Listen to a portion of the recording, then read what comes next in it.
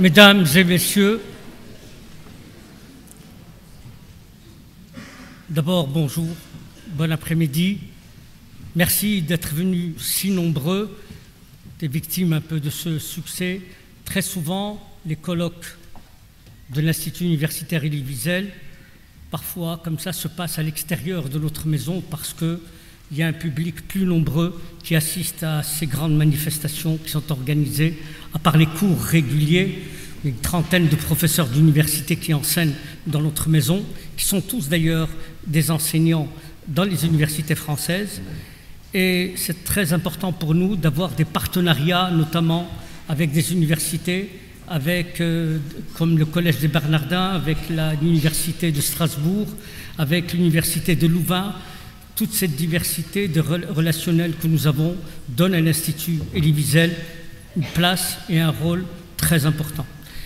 La manifestation d'aujourd'hui, un programme conçu par le doyen des études Franck Larosky, c'est un programme qui a été monté en hommage à Elie Wiesel. Nous avons voulu marquer un hommage très important à Elie Wiesel, qui a été pour nous non seulement l'ami, l'accompagnateur, mais aussi l'homme qui nous a encouragés à aller de l'avant dans la création et dans le déroulement de l'université Elie Wiesel.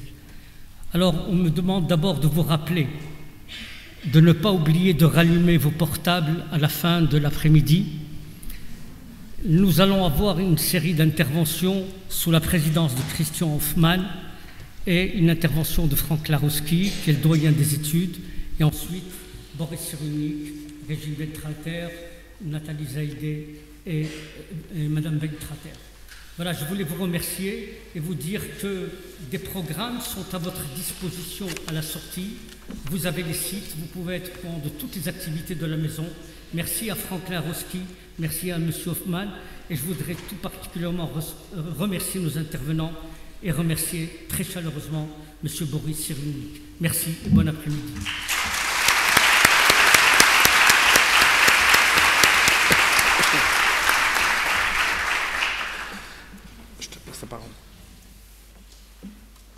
Merci, donc je vous remercie et je passe la parole à M. Franck Larosky, doyen de l'Institut universitaire Elie Wiesel et directeur de recherche à l'Université Paris Diderot, qui va présenter le projet du colloque.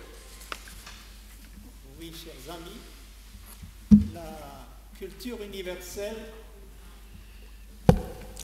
la culture universelle réfléchit aujourd'hui à cette vie exceptionnelle et à cette œuvre magistrale, la vie et l'œuvre d'Elie Wiesel. C'est un auteur qui a su transmettre, dans la beauté et la finesse de la langue française, sa langue d'adoption, la grandeur et la tragédie d'un monde spirituel menacé et persécuté par la tyrannie. Wiesel appartient à une génération qui a marqué l'histoire contemporaine. C'est la génération des survivants, survivants d'une terrifiante catastrophe mortifère. Une génération d'hommes et de femmes qui, dépassant dans un extraordinaire, dans un incroyable effort de résilience, les épreuves de la nuit et du brouillard, ont su tirer de leur expérience de la persécution totalitaire, de la déportation en masse, de l'horreur de l'univers concentrationnaire, de la résistance héroïque à l'oppression, des leçons d'avenir pour construire une nouvelle civilisation pacifiée, réconciliée, libérée de la peur et de la haine. Le message de Wiesel s'adresse à tous les citoyens du village planétaire, à tous les hommes et à toutes les femmes de notre temps, sans exception, au-delà des frontières nationales, ethniques, linguistiques, confessionnelles ou sociales. Un message qui dit qu'une nouvelle humanité est possible, une société humaine affranchie de la peur de l'autre, de la haine des différences, du mépris de l'étranger, du soupçon de l'inconnu.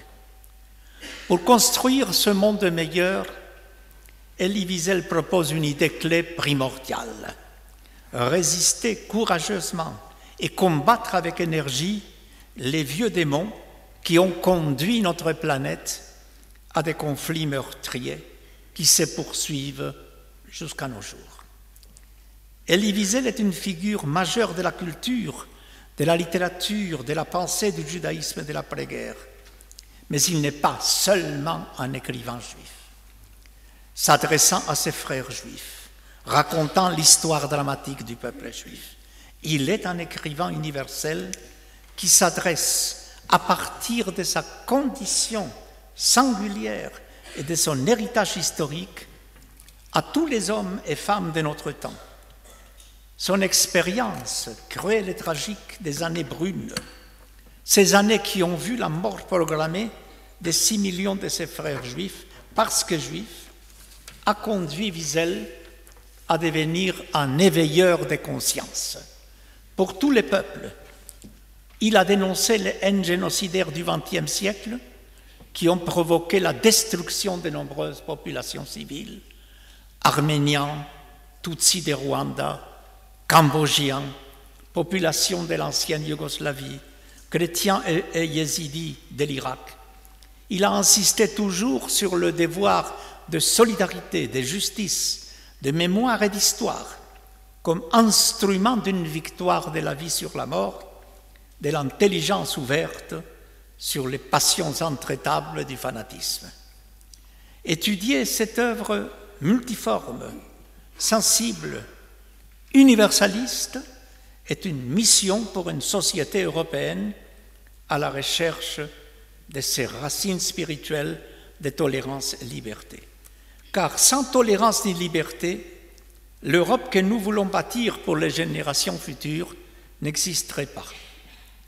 L'Institut universitaire d'études juives Elie Wiesel de Paris, qui porte le nom de son éminent inspirateur spirituel, commémorera ce message du grand écrivain cet après-midi avec ce colloque universitaire autour d'une thématique qui synthétise les idées wieseliennes primordiales: résilience, renaissance, reconstruction. Cela nous permettra d'entendre des voix qui s'expriment à partir des différentes disciplines scientifiques et philosophiques et qui permettent de comprendre comment l'être humain peut résister à la fatalité de l'oppression et de la tyrannie.